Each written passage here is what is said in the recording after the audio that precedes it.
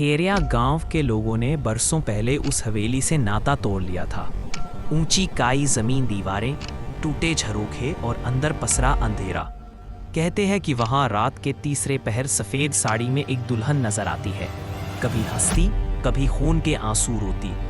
उसकी सबसे डरावनी बात यह थी, उसका चेहरा हर बार बदल जाता था। कौन सा असली था, किसी को पता नहीं। कुछ कहते उसका चेहरा ही नहीं बचा, कुछ कहते वह दूसरों के चेहरे उधार लेकर आती है। 3 दोस्त, आरव, विवेक और राघव, शहरी लड़के। रोमांच उनके खून में था। छुट्टियों में वे गांव घूमने आए थे। शाम को ढाबे पर बैठकर स्थानीय लोगों की बातें सुनते तो हवेली का जिक्र बार बार आता। कोई कहता कि अंदर से रोने की आवाज आती है, कोई कहता जो गया वापस नहीं आया। लेकिन उनके भीतर का डर भी उन्हें रोक नहीं पाया, बल्कि रोमांच और बढ़ गया। अगली रात बिना किसी को बताए वे टॉर्च और कैमरा लेकर हवेली पहुंच गए। चांद पूरा था और हवा में ठंडक। गेट कभी मजबूत रहा होगा, पर अब आधा लटक रहा था, जैसे दांतहीन मुंह खुला हो, किसी को निगलने को तैयार। आरव ने आगे बढ़कर उसे हल्के से धक्का दिया। चर चर की आवाज पूरे सन्नाटे में गूंज उठी। भीतर जाते ही धूल की परत उनके जूतों के निशान बना रही थी, पर ध्यान से देखने पर पता चला कि पहले से भी कई निशान हैं। कुछ छोटे, कुछ बेहद अजीब, जैसे पंजों वाले पांव। दीवारों पर लगी तस्वीरें पुरानी थी। एक दुल्हन, हर फ्रेम में वही पोशाक, वही सफेद साड़ी, वही गहने, पर चेहरा हर बार अलग। किसी में खौफ, किसी में जलन के निशान, इसी में आंखें ही गायब। राघव ने कांपते स्वर में कहा, ये सब एक ही औरत की तस्वीरें हैं? विवेक हंसने की कोशिश करते हुए बोला, शायद फोटो एडिट हो, मगर उसकी आवाज खुद ही भरोसेमंद नहीं लग रही थी। तभी ऊपर से कदमों की आवाज, धीमी लेकिन स्पष्ट। तीनों की गर्दनें एक साथ ऊपर उठी। सीढ़ियों पर कोई खड़ा था, सफेद साड़ी लटकती हुई, सिर झुका, चेहरा घूंघट के अंदर। वह धीरे धीरे नीचे उतरने लगी। हर कदम पर लकड़ी चरमराती। तीनों के पांव जम गए। अचानक वह वहीं रुक गई, सिर उठाया, जैसे उन्हें घूर रही हो। बिना चेहरा दिखाए उसका डर तीनों के दिल में उतर गया। अचानक उसके गायब होते ही तेज हवा चली। दीवारों के कोनों से चीखें सी निकलने लगी। राघव बोला, चलो वापस। पर रोमांच के नशे में डूबा विवेक हंसते हुए बोला, यही तो देखने आए हैं। घोड़े आगे बढ़े तो एक पुरानी मेज पर बिखरे अखबार के टुकड़ों पर नजर गई। आरव ने धूल झाड़कर पढ़ना शुरू किया। अहेरिया हवेली में दुल्हन की मौत, जलाकर हत्या, दूल्हे विनय पर शंका, दुल्हन का शव अब तक लापता। एक तस्वीर में वही दुल्हन, पर इस बार चेहरा अधजला। नाम लिखा था अनन्या अहेरिया। अभी अचानक किसी ने आरव के कंधे को कसकर पकड़ा, जैसे बर्फीली उंगलियां हो। उसने पलटकर देखा, कोई नहीं, पर उसके पीछे खड़ी थी वही दुल्हन।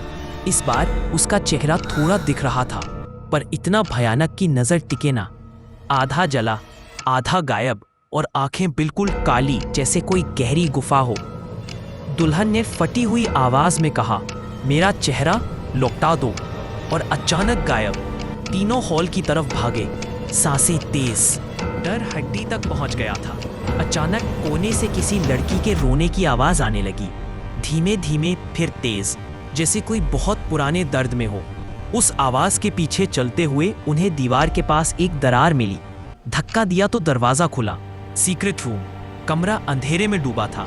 मोबाइल की रोशनी डाली तो जो नजर आया, उसके बाद लड़खड़ाकर उनके कदम पीछे हट गए। बीच में एक लाल दुपट्टा, उसके पास जला हुआ शव, पर चेहरा पूरी तरह राख, मानो किसी ने पहचान मिटाने की कोशिश की हो। राघव के मुंह से निकला, ये अनन्या होगी। उसी वक्त कमरे में ठंडी हवा का तेज झोंका आया। दरवाजा धड़ाम से बंद हो गया। औरत की चीख, हंसी, रोना, सब एक साथ। दीवारें थरथराईं। विवेक बोला, ये सब मजाक नहीं है, चलो निकलते हैं। लेकिन दरवाजा नहीं खुला। दुल्हन की आत्मा कमरे में प्रकट हुई। इस बार उसका चेहरा एकदम अलग, पहचान वाला। वह चेहरा गांव के ही किसी औरत का लगा। अगले ही पल बदलकर पूरी तरह जली त्वचा, फिर कुछ और चेहरा, जैसे वह शरीर ढूंढ रही हो या अपना खोया चेहरा उधार ले रही हो। उन्होंने मुझे जलाया, चिल्लाना चाहा, मेरे मुंह में कपड़ा ठूंस दिया। मेरी चीखें इस हवेली में गूंजती रही, पर कोई नहीं आया। उसकी आंखें गुस्से से लाल, वह जमीन से ऊपर उठकर उनकी तरफ बढ़ी। विवेक अचानक जैसे किसी के कब्जे में चला गया। उसकी आंखें सफेद, आवाज बदल गई, भारी और मर्दानी। मैं हूं विनय, वही जिसने इसे जलाया, क्योंकि इसने धोखा दिया, दूसरे से प्यार किया। मैंने इसकी सजा दी, इसे कभी चैन न मिलेगा। वो हंसने लगा, एक राक्षसी हंसी।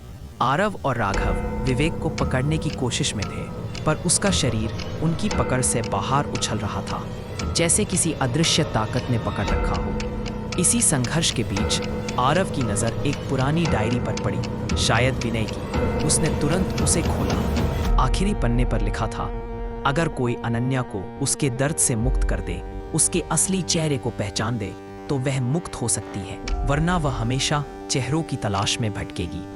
नीचे एक मंत्र, मोक्ष देने वाला।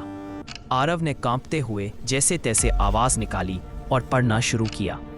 शब्द हवा में तीर की तरह चुभने लगे। दुल्हन चीख उठी, शव कांपने लगा, जैसे आत्मा अलग हो रही हो।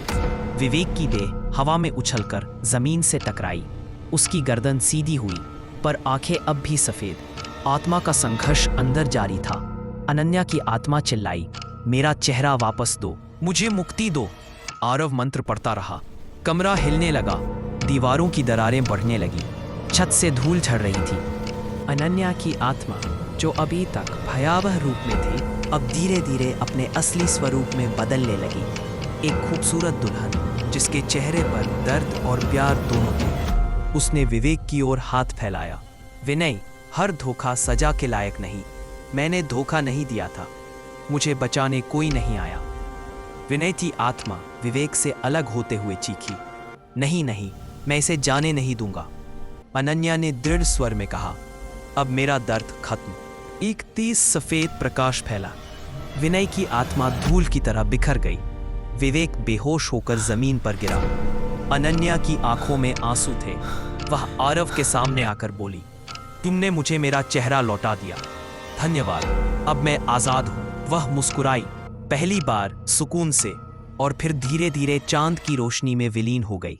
कमरे में फैली डरावनी बदबू अब चंपा की मीठी सुगंध में बदल गई। दरवाजा अपने आप खुल गया। सन्नाटा, शांति। काफी समय बाद तीनों बाहर आए। विवेक होश में था, बस बहुत डर गया था। आसमान में हल्की रोशनी फैलने लगी थी। नया दिन, नई उम्मीद। हवेली से दूर जाते हुए आरव ने एक आखिरी बार पीछे मुड़कर देखा। दीवारों पर लगी वही तस्वीरें। अब हर फोटो में अनन्या का असली चेहरा, एक सा मुस्कुराता। किसी में घाव नहीं, कोई भय नहीं। राघव राहत की सांस लेते हुए बोला, वो अब शांति में है। तीनों सड़क पर चल पड़े, पर एक रहस्य अब भी बाकी था। जैसे ही सूरज निकला, हवेली की एक ऊपरी खिड़की में परछाई दिखाई दी। सफेद साड़ी में वही आकृति। धीरे धीरे उसने अपना घूंघट उठाया, और इस बार वह चेहरा आरव का। आरव की सांस अटक गई। हवेली से वही धीमी डरावनी हंसी गूंजी। कुछ चेहरों का हिसाब अब भी बाकी है। चंपा की महक एकदम से मिट गई। ठंडी हवा के साथ अदृश्य चीखें फिर लौट आईं। तीनों जल्दबाजी में गांव की ओर भागने लगे, लेकिन हवेली की खिड़की में खड़ी सफेद साड़ी वाली दुल्हन अब भी उन्हें देख रही थी, और उसका चेहरा अब भी बदल रहा था, क्योंकि श्राप खत्म नहीं हुआ था, बस किसी और चेहरे की तलाश में ठहर गया था। अहेरिया हवेली फिर इंतजार कर रही थी, अपने अगले मेहमान का।